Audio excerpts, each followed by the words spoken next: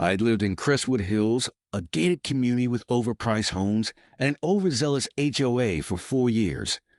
My family, me, my wife Laura, and our 15-year-old son Ethan settled here for the good schools and quiet streets.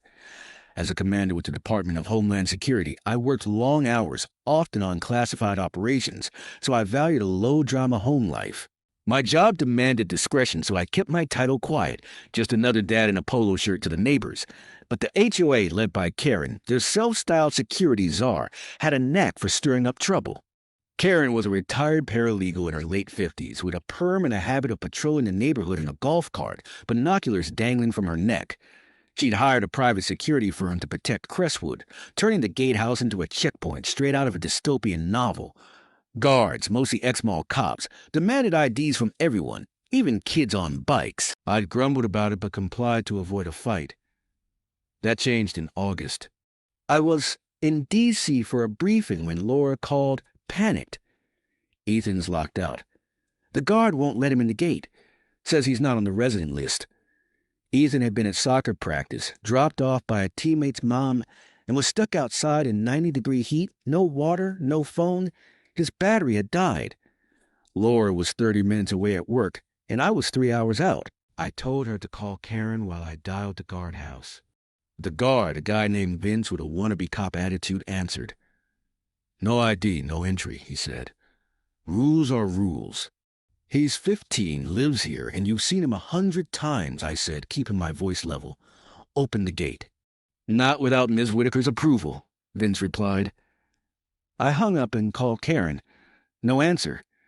I left a voicemail. "This is Commander John Ellis, DHS.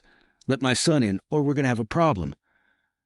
I rarely pulled rank, but Ethan was stranded, and I was done playing nice. By the time Laura got home, Ethan had been outside for an hour, red-faced and dehydrated. She let him in through a side gate, bypassing Vince, who radioed Karen to complain. Karen showed up at our door that evening, clipboard in hand, accusing us of breaching protocol. "Your son needs to carry ID," she said. "We're a secure community." "He's a kid, not a terrorist," I snapped, back from D.C. "Your guard left him in the heat. That's not security. That's negligence." Karen scoffed. "If you don't like it, file a complaint." She handed me a $150 fine for unauthorized entry via the side gate. I tore it up on the spot. The next day, I called my DHS liaison, Agent Torres, who handled our field ops. "Can you run a check on Crestwood security firm?" I asked. "They're acting like they own the place." Torres dug into it and found the firm wasn't licensed for armed patrols, yet Vince and his buddies carried tasers and pepper spray, skirting state regulations. Worse, Karen had bypassed county oversight, signing the contract without board approval. I had leverage. I took the day off and went to the gatehouse with my DHS badge, Torres in tow as backup. Vince was there, feet up, scrolling his phone. "You're in violation of state law," I said, showing my ID. "Unlicensed armed security. Open the gate logs, now." Vince stammered, radioing Karen. She arrived in her golf cart, furious. "You can't intimidate us. This is HOA jurisdiction." "Wrong," Torres said, flashing her badge. "You're operating an illegal security operation. Federal and state laws trump your bylaws." We confiscated the gate logs, which showed Vince had turned away 3 other kids that month, including a 12-year-old neighbor.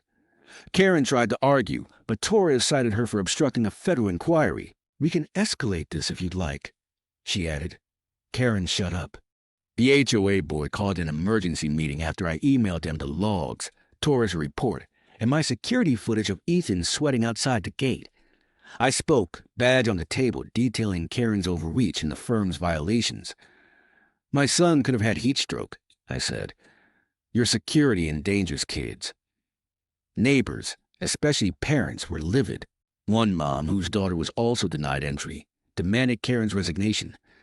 The board voted 6-1 to fire the security firm and oust Karen as president.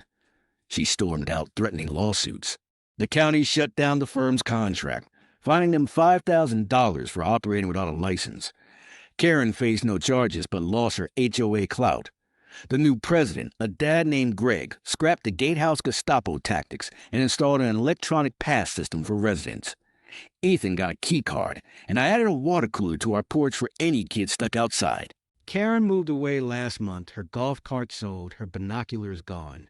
Crestwood's back to being a neighborhood, not a prison camp. I still keep my DHS role quiet, but word spread. I'm the guy who took down Karen's regime. Ethan's fine, back to soccer and joking about his gate scandal. If another HOA tries to lock out my kid, they'll meet Commander Ellis, and I don't bluff.